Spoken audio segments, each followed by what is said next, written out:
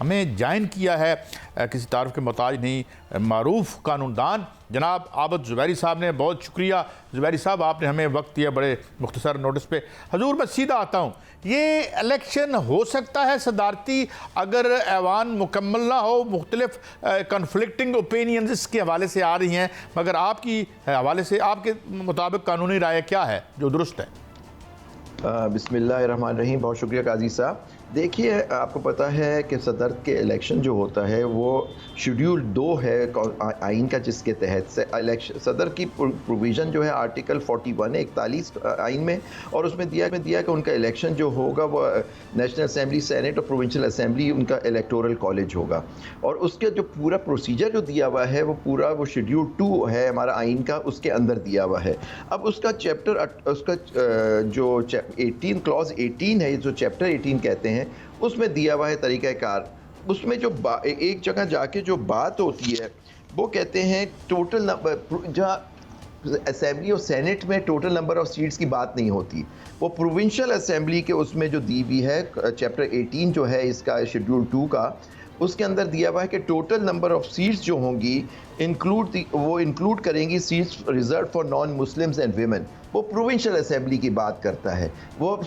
आपकी national assembly और senate की बात नहीं करता। वो क्लॉज ए है, ये क्लॉज बी में है प्रोविंशियल असेंबली का तरीक़ाकार दिया हुआ है कि प्रोविंशियल असेंबली की इलेक्शन किस तरह से होगा, उनकी सीटें किस तरह से सीटों पे उनके वोट्स काउंट होंगे। तो उसके अंदर टोटल नंबर ऑफ सीट्स में कहा गया हुआ है कि इसमें ख़वातीन और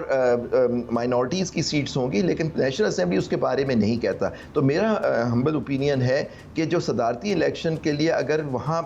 पार्लियामेंट में रिज़र्व सीट्स नहीं हैं औरतों की और माइनॉरिटीज़ की, इलेक्शन फिर भी वैलिड होगा।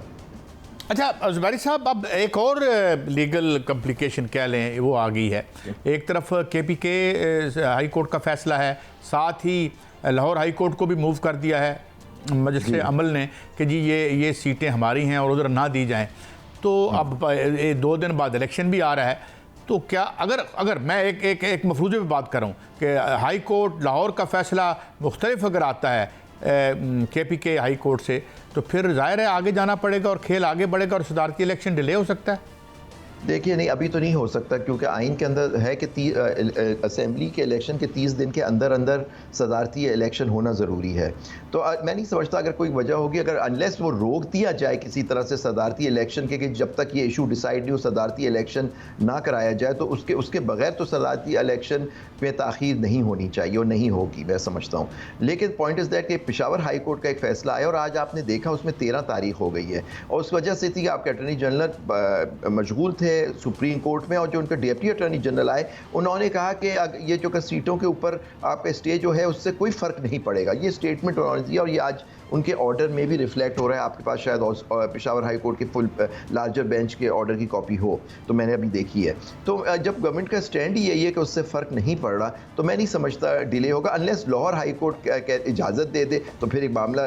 अजीब सी बात हो जाएगी। लेकिन पॉइंट इज़ दैट इजाज़त क्या होगा, मैक्सिमम वो क्या होगा, लाहौर हाई कोर्ट में अगर PTI गई है या जो मस्जिद जो सुन्नी इत्तेहाद काउंसिल के हामिद रज़ा साहब गए हैं, तो फिर अगर उसमें उनको स्टे नहीं देते तो क्या होता है, तो उनको नहीं मिलेगा ना कोई, वो जो माइनॉरिटी है कोई और पार्टी तो गई नहीं है उस ऑर्डर के खिलाफ या ऑर्डर को इम्प्लीमेंट कराने के लिए, जहां उस चीफ इलेक्शन कमिश्नर ने ना सिर्फ उनको सीटें उनको नहीं दी सुन्नी इत्तेहाद काउंसिल और PTI के लोगों को, और दूसरी बात उन्होंने दूसरों में तकसीम कर दी, क्योंकि ये तो हद से ज़्यादा बात हो गई है कि ठीक है आपका इख्तियार नहीं है, आप ये इशू हो सकता है कि वो पॉलिटिकल पार्टी नहीं थी तो इंडिपेंडेंट उसमें शामिल नहीं हो सकते थे, लेकिन हर जो लॉ आर्टिकल 51 जो है वो क्लियर कहता है कि जो पॉलिटिकल पार्टी सीटें जीतेगी उसमें जो इंडिपेंडेंट शामिल होगी उसके साथ उसका शेयर बनेगा। ये तो नहीं है कि आप इंडिपेंडेंट्स जो ज्वाइन नहीं करते उनकी जो सीटें रह जाएंगी वो उनको दे दी जाए। तो ये भी एक बड़ा मसला है, और आप देखें उस ऑर्डर में जो इस पॉइंट पे एक जो इलेक्शन कमिश्नर थे उन्होंने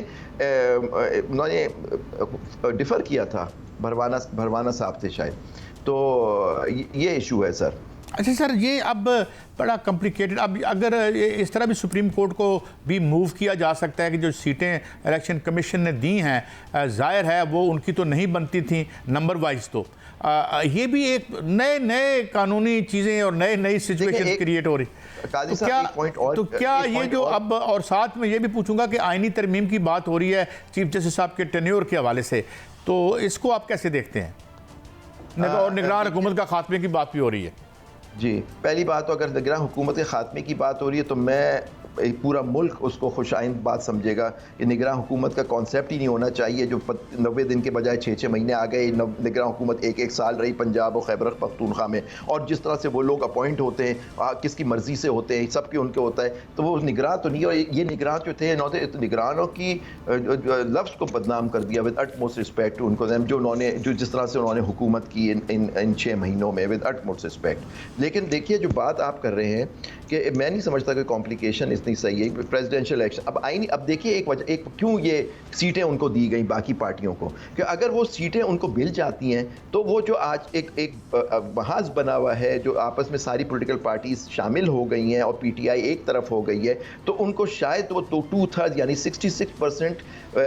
सीटें मिल जाएंगी असेंबली में, क्योंकि वही चाहिए होती है आपको 2/3 मेजॉरिटी फॉर कॉन्स्टिट्यूशनल में आइन में तरमीम करने के लिए। तो एक मकसद इसका जो इलेक्शन कमीशन का तो ये था कि जी इनको वो सीटें इनको दे दी जाए ताकि आइनी तरमीम हो जाए, और आइनी तरमीम हो जाए उसमें इनको ख़त्म कर दें, और हो सकता है जजों की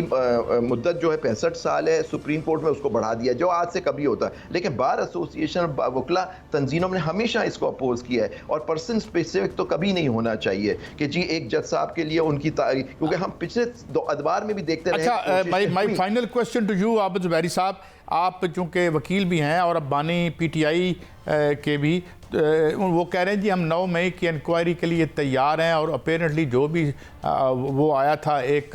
प्रेस रिलीज़ आया था मीटिंग के बाद कोर कमांडर्स की, उसको कुल्ली तौर पर तायद भी की है उन्होंने। तो आप ये समझते हैं कि ये यही लीगल स्टैंड है आपका, और आप चाहते हैं कि ये